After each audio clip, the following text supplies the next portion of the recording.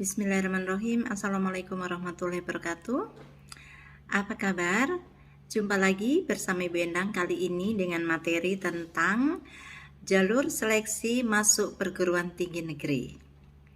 Nah, menyambung dari materi minggu lalu tentang jenis-jenis perguruan tinggi yang ada di Indonesia, Ibu akan menyampaikan tentang jalur apa saja yang bisa kalian lalui pada saat kalian mau masuk perguruan tinggi nanti. Apa sih sebenarnya tujuan dari diberikan materi ini? Tak lain adalah yang pertama, agar kalian bisa memahami adanya berbagai jalur untuk seleksi masuk perguruan tinggi.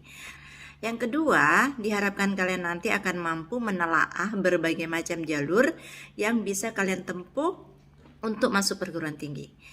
Dan yang ketiga adalah diharapkan nanti kalian setelah mendapatkan informasi ini akan mampu membuat sebuah keputusan. Saya akan menggunakan jalur mana saat saya masuk perguruan tinggi nanti.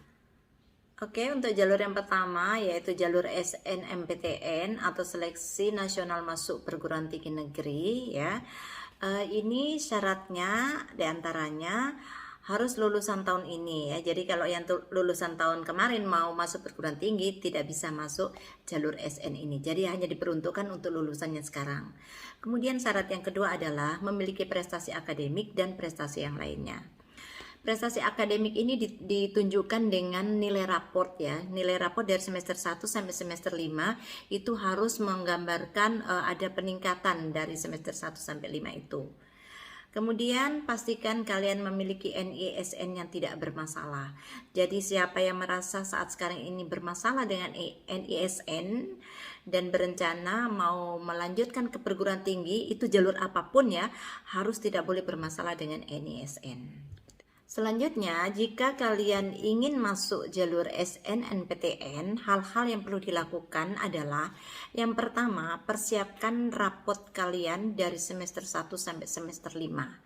Jadi dari sekarang kalian sudah harus lakukan koordinasi dengan wali kelas kalian ya, mempertanyakan rapot saya gimana. Ya, cek sudah lengkap belum rapot kamu dari kelas 1 dari semester 1 ya sampai semester 4 tentunya sekarang karena kita belum semester 5. Nah, dikomunikasikan disampaikan kepada wali kelasnya bahwa kamu akan melanjutkan ke perguruan tinggi seperti itu.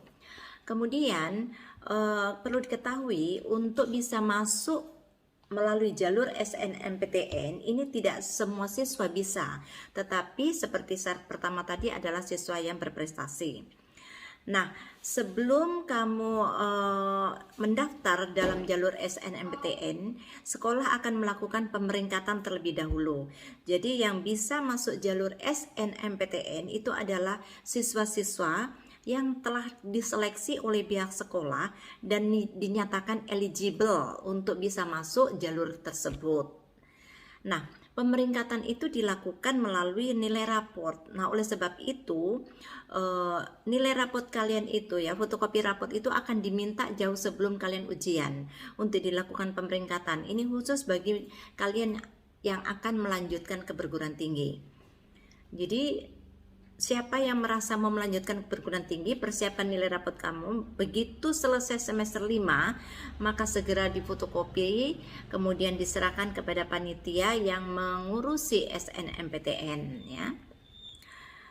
Kemudian setelah pengumuman siswa eligible ya, kalau sekolah sudah mengumumkan oh ini loh siswa-siswa yang berhak ikut jalur SNMPTN, kalian melakukan pembuatan akun pada webnya LTMPT.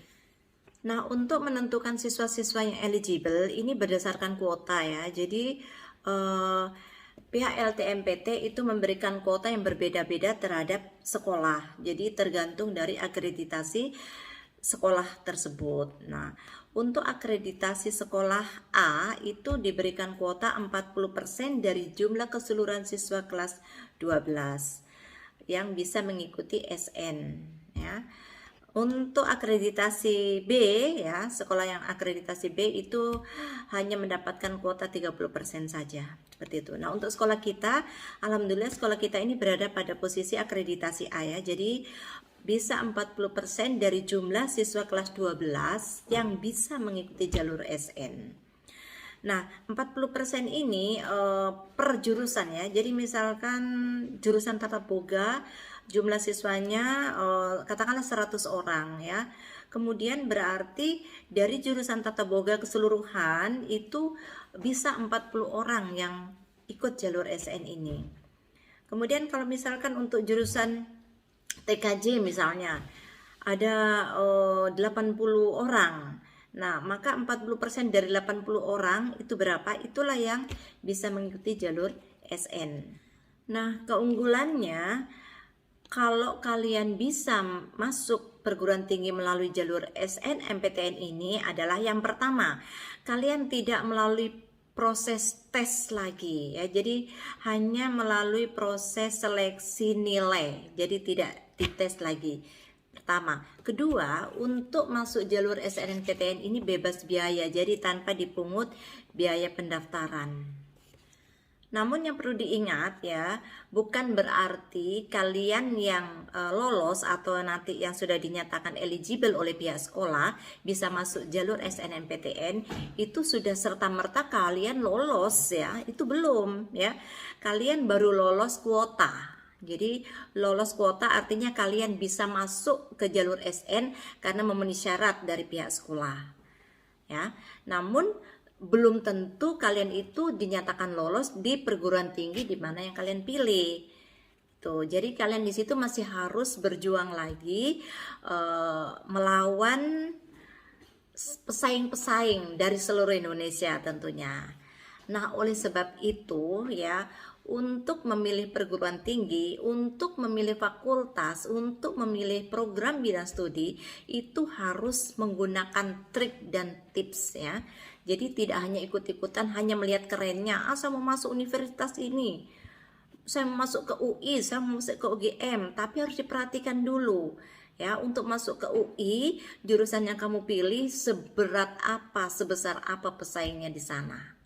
Kemudian jalur yang kedua yaitu SBMPTN atau seleksi bersama masuk perguruan tinggi negeri yang memiliki kesamaan dalam hal ini kalian pun wajib memiliki akun di LTMPT ya. Jadi baik jalur SN, SB maupun SM itu calon mahasiswa wajib memiliki akun pada websitenya LTMPT. Jadi bagi kalian yang tadinya sudah mengambil jalur SN ya dan sudah melakukan login membuat akun pada LTMPT, lantas kemudian ternyata kalian dinyatakan tidak lolos pada perguruan tinggi yang kalian pilih, kalian bisa mengikuti SBMPTN dengan tanpa melakukan login kembali karena kalian sudah memiliki akun seperti itu.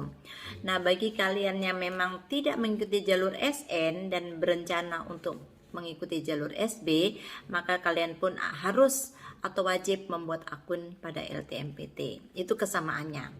Nah, sedangkan perbedaan antara SB dengan SN, yang pertama adalah kalau jalur SN itu tanpa melalui tes tertulis karena memang itu adalah jalur prestasi. Nah, sedangkan untuk jalur SB ini kalian harus melalui ujian tulis yaitu UTBK atau ujian tulis berbasis komputer. Itu yang pertama. Kemudian perbedaan kedua adalah pada jalur SBMPTN ini kalian dipungut biaya pendaftaran dengan subsidi pemerintah 50%. Jadi ada biaya pendaftarannya ya. Kalau nggak salah tahun lalu itu pendaftaran untuk SBMPTN itu 200 gitu ya. Nah, kemudian untuk jalur yang ketiga yaitu seleksi mandiri ya. Jadi untuk seleksi mandiri ini tidak semua perguruan tinggi melaksanakan seleksi mandiri ya. Jadi ada beberapa perguruan tinggi yang cukup membuka jalur SN dan SB. Tetapi ada juga perguruan tinggi yang setelah itu masih membuka lagi jalur mandiri. Jalur mandiri ini sama prosesnya dengan seleksi bersama ya atau SB, yaitu melalui ujian tulis. Tetapi ada juga perguruan tinggi yang membuka jalur mandiri tapi tetap menggunakan UTBK yang tadinya sudah mengikuti ujian tulis ya, kemudian dilakukan seleksi lagi, diperingkat lagi kira-kira calon mahasiswa mana yang bisa masuk pada perguruan tingginya. Nah, kemudian untuk biaya ya, kalau tadi jalur SB itu biaya pendaftarannya masih ada subsidi 50% dari pihak pemerintah. Sedangkan untuk jalur SM atau seleksi mandiri, ini biayanya full 100% ditanggung oleh calon mahasiswa. Jadi tanpa ada subsidi dari pihak pemerintah. Selanjutnya jalur yang keempat adalah PMDK ya, jadi penelusuran minat dan kompetensi.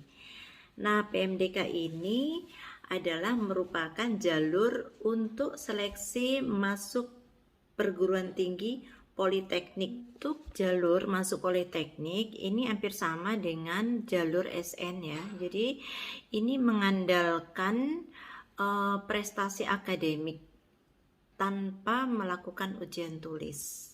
Dan pelaksanaannya pun serentak di seluruh Indonesia. Selanjutnya jalur yang terakhir yaitu yang kelima adalah jalur kedinasan. Nah, jalur kedinasan ini adalah merupakan ujian untuk bisa memasuki pendidikan tinggi kedinasan. Artinya ini adalah pendidikan tinggi yang memiliki afiliasi dengan lembaga pemerintah. Untuk seleksi masuk pada perguruan tinggi kedinasan cenderung lebih kompleks ya, karena memang perguruan tinggi kedinasan ini memberikan jaminan, menjanjikan masa depan yang terjamin setelah lulus nanti.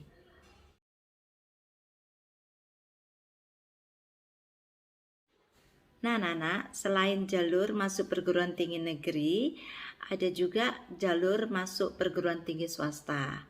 Jadi kalian jangan hanya terpaku pada perguruan tinggi negeri ya, karena masih ada perguruan tinggi swasta juga yang membutuhkan calon mahasiswa. Dan perlu diingat bahwa perguruan tinggi swasta pun tak kalah juga dengan perguruan tinggi negeri. Jadi ini sebagai bahan pemikiran juga buat kalian. Jangan ketika nanti kalian tidak mendapatkan kesempatan masuk perguruan tinggi negeri lantas kemudian putus asa, karena masih banyak perguruan tinggi swasta yang memiliki reputasi baik juga. Nah, adapun seleksi untuk masuk perguruan tinggi swasta hampir sama juga ya, karena perguruan tinggi swasta ada juga yang menggunakan jalur prestasi. Jadi ada jalur undangan ya istilahnya. Dan kita ketahui untuk jalur undangan ini biasanya dia mulai dibuka jauh sebelum kalian lulus dari SMK. Jadi makanya kalian harus rajin-rajin browsing perguruan tinggi mana saja yang sudah membuka jalur undangan atau jalur prestasi itu, karena itu memang pelaksanaannya di awal.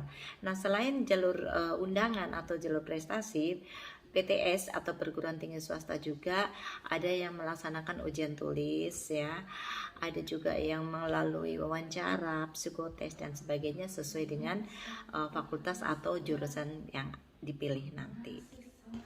Nah, salah satu biaya yang bisa kalian dapatkan di saat kalian kuliah nanti ya, baik itu di negeri maupun swasta, yaitu KIP kuliah. Selain jalur masuk perguruan tinggi negeri maupun jalur masuk perguruan tinggi swasta, perlu kalian ketahui bahwa pada lembaga pendidikan tinggi, sama halnya juga pada sekolah menengah, terdapat beasiswa-beasiswa yang kalian bisa ikuti, karena dengan beasiswa ini akan membantu kalian di dalam mencapai cita-cita. Salah satunya adalah dikenal dengan istilah KIPK atau KIP kuliah.